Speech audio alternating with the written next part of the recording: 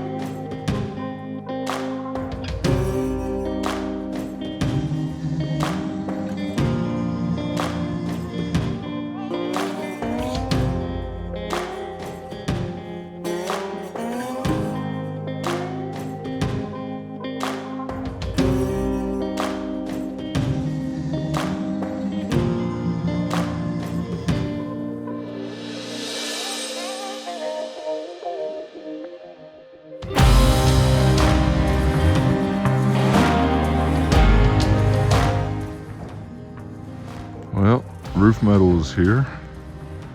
They're getting set up right now. And we'll put all the sheets down in the basement for now until the roofers come. There's our front dormer we were working on yesterday. And then we started putting sheeting up on the roof of the dormer on the other side at the end of the day yesterday. So we'll finish those up today.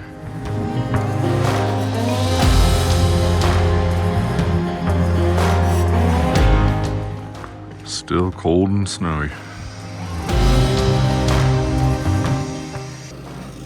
All right, I'm just getting this sheeting finished up on the dormer on the back side of the house. Doing the tape now. And they're still getting that roofing all done down there and put in the garage.